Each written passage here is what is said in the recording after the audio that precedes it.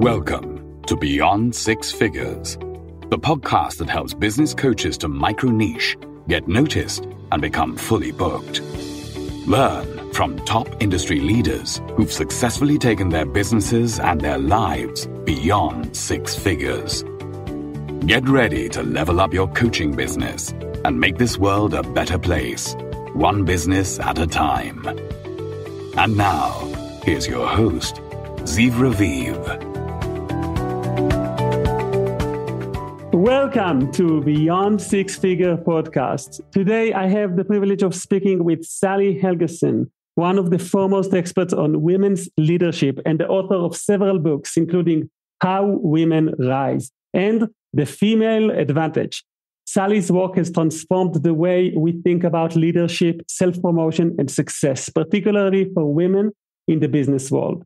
She's been named to the Thinkers 50 list, to the world's top management thinkers, and her insights have helped countless leaders tap into their full potential. Sally, thank you so much for being here. How are you? I'm very good, Ziv. It's a pleasure to be with you today. You know, I've had the luxury of meeting you and seeing your books in the background, and your work with How Women Rise is so important to so many people. I want to ask you, first of all, where are you today? Can you explain to me what does a week in Sally's life look like these days? Week in my life looks like me mostly being here in my home office in the Hudson Valley, about 100 miles north of New York. And I'm doing more and more virtual work. I find with the economic uncertainty now, a lot of clients are switching back to virtual, which has some losses and some gains. So that's what a week looks like. So you basically went from full-on physical in-person coaching and training and lecturing and touring and back into virtual a few years ago and now.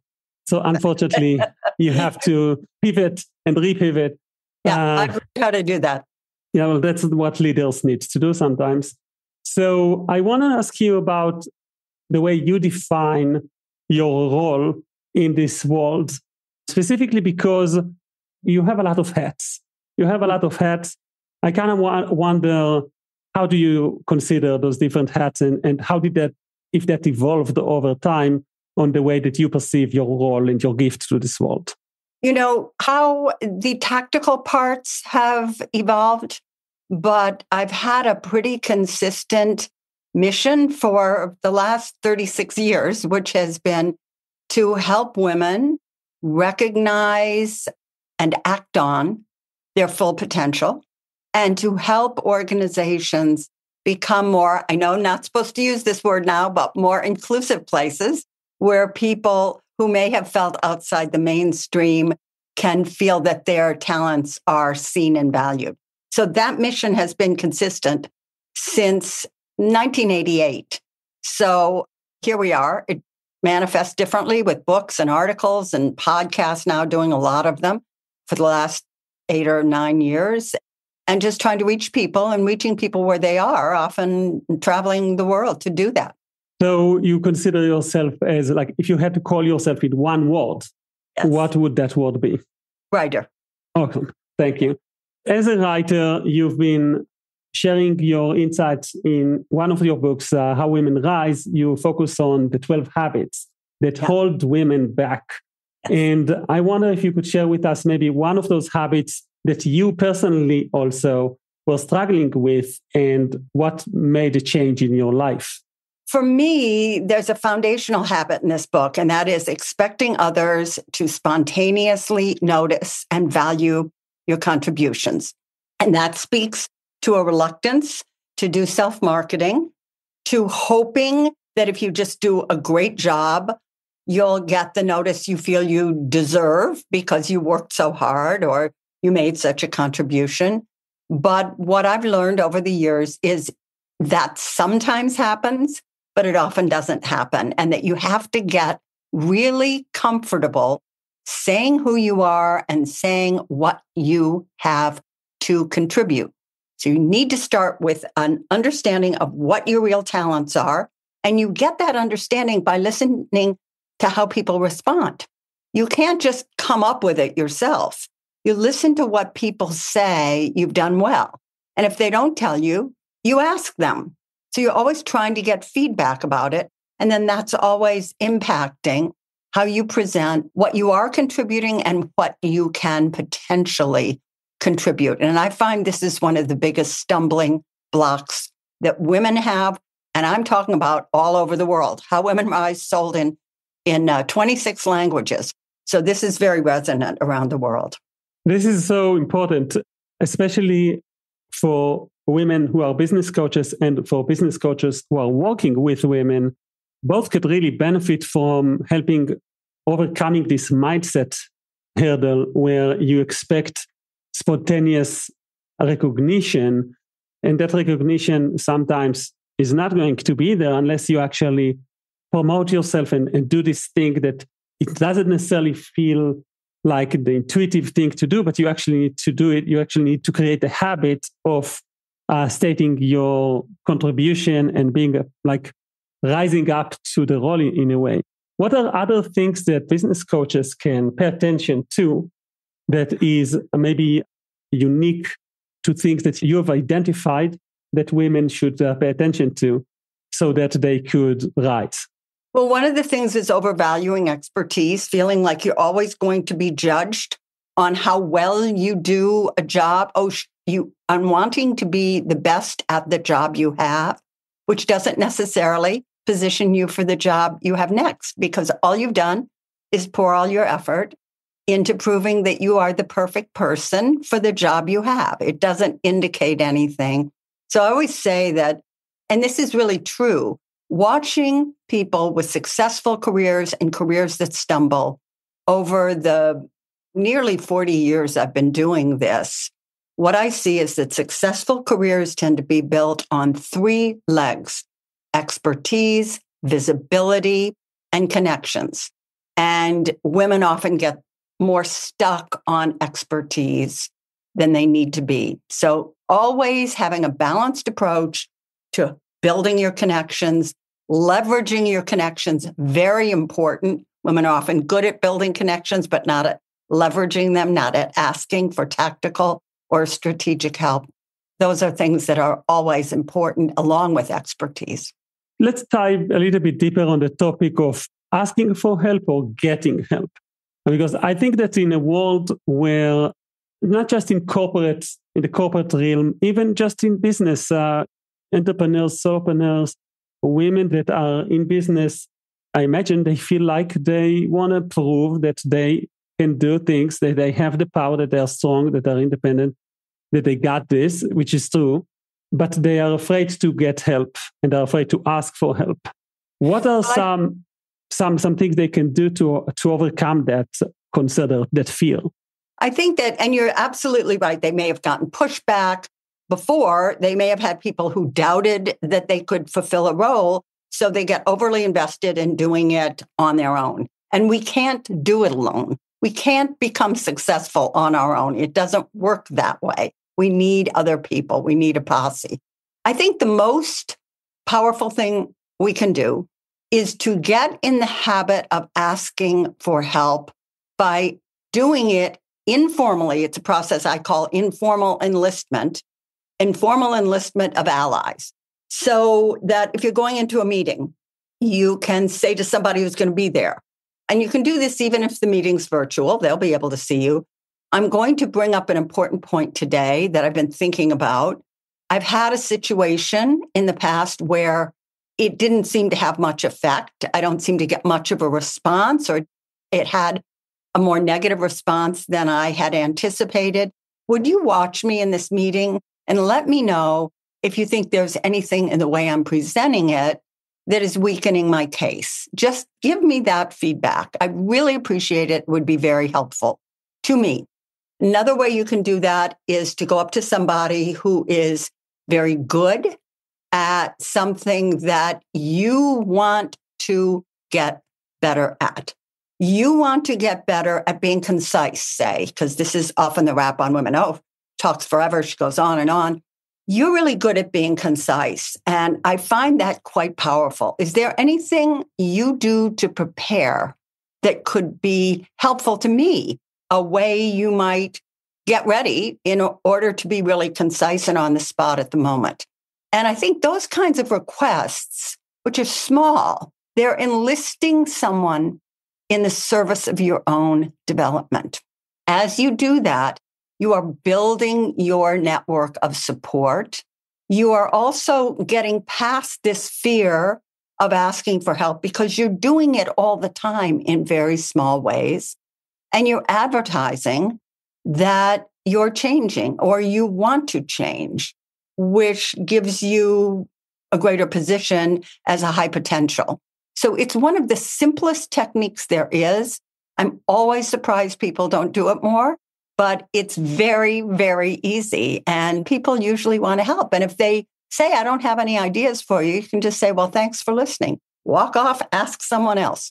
Do you have an advice for the men side of things? Like women, we like to provide help. Sometimes it's in us to provide, kind of in us to want to protect and provide. And it manifests itself, of course, in many, many different ways, and sometimes inappropriate ways. But when it is in a business settings, maybe a boss that is a man, or maybe a colleague that is a man, or maybe a business coach that is a man and wants to support his client, what are some efficient ways to offer help that might actually resonate in your experience? I think that what happens with women is when a man comes up and says anything from, let me show you how to hit that tennis ball, to let me show you the best way to do this, it kind of speaks to an experience we've had from going back to early childhood of boys telling us what to do. So in other words, we feel that they're in control. We want to feel some degree of being in control. So I think that the best approach for men, very simple, very simple.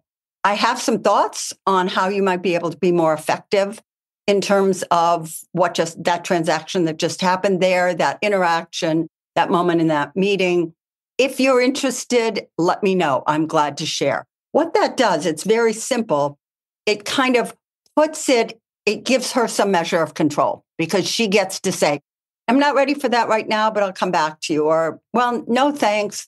Let me think about it. Whatever it is, she has a measure of control there. And I think that's a very, very effective thing. There's something else that's really important. And I've learned that this operates at the highest possible levels. Women often feel they're not ready for the next move. They have the idea that they need to be able to do the job they're doing perfectly and learn everything before they can move up. So it's really important when a woman offers pushback or says, I think I'm comfortable where I am. This is a really good job for me. There's more to learn. I like my team, et cetera. I don't think I'm ready for that. I think it's important to push back on that a little bit. I really want you to think about this. I think it'd be a great move for you. You've got the talent. I've got your back. I know a couple other people who will have your back. And I urge you to take a risk and do this. I had an example where a woman who was a Coast Guard, she became the superintendent of the Coast Guard Academy, the only woman in the U.S. to had a major service academy. And she had extraordinary experience. She commanded icebreakers and all kinds of things. And when her boss let her know, as an admiral, said, the Secretary of Transportation is interested in you as his chief of staff. She said, well, that's not really my remit. I'm not that comfortable with that sort of thing. She went on with a number of excuses. He let it go. The next day he called her and he said, let me rephrase my question from yesterday. When will you be available to meet with the Secretary of Transportation, a cabinet position? And she got the job and it led to an extraordinary career. So sometimes you have to have for a woman, you have to have faith in a man that, recommends you for something. For men, it's helpful to give the woman some control. Don't ask for an immediate reaction. But if you think she's ready for something, push a bit. I love it.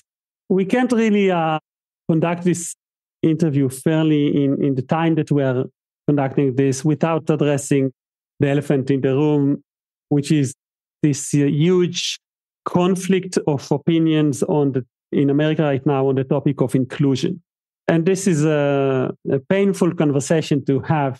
And I'm not interested in the politics side of it at all. I'm interested more about your point of view as an author that has been investing your energy and your thought and your life to helping women and to encourage inclusion. So I would like to put it like that.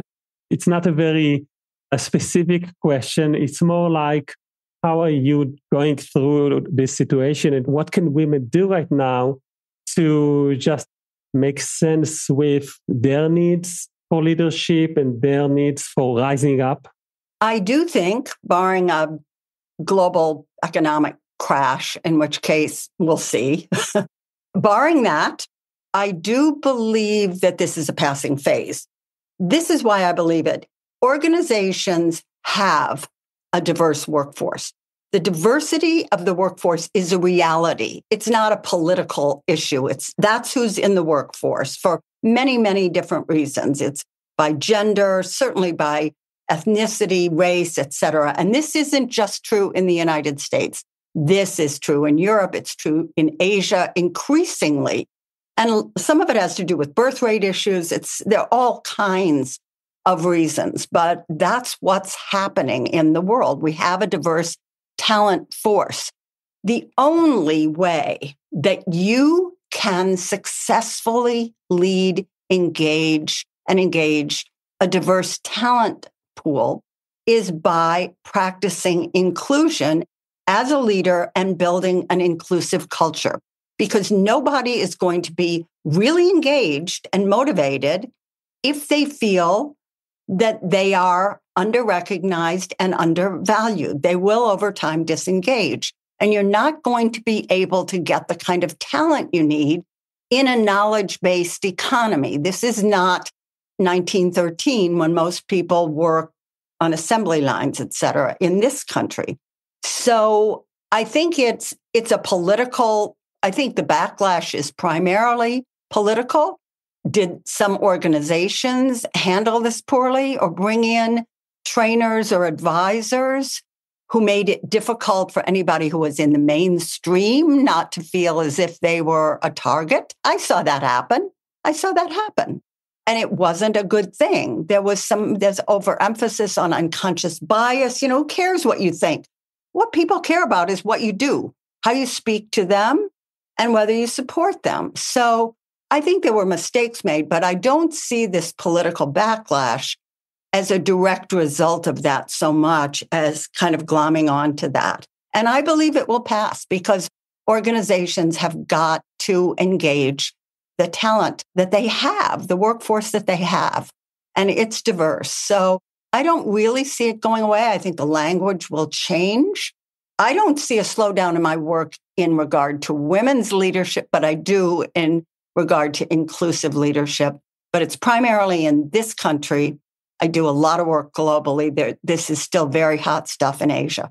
So in other words, there is going to be a need for actions, for doing things that make people feel included, that make people feel seen. And those things are going to happen in any workforce and any company that has a diverse team. And it's going to be a diverse team no matter what, because that's the world that we live in. Exactly. So we might as well sift through all of the noise that is happening right now around the politics side of things. And no matter what your opinion is, you're going to still need to make feel people, women, people of ethnicity, men, everyone. You're going to need your team, mainstream or not mainstream, to feel like they are part of the team, that they are seen, that they are valued. So what are some things from your experience with all of your work, all these years with women? What are some of the things that you can do to make women feel included and seen without making a mistake? Sometimes we men are afraid that we will be blamed for mansplaining. We're afraid of all sorts of backlashes of sorts like that. So especially in a workspace scenario, what can we do to make a woman feel included and make her actually included without sounding like we're about to do a mistake? Well, I think that we can't worry too much about mistakes. There's been a lot of tension around that, especially with younger workers coming out of colleges where, there are trigger warnings and all this kind of stuff.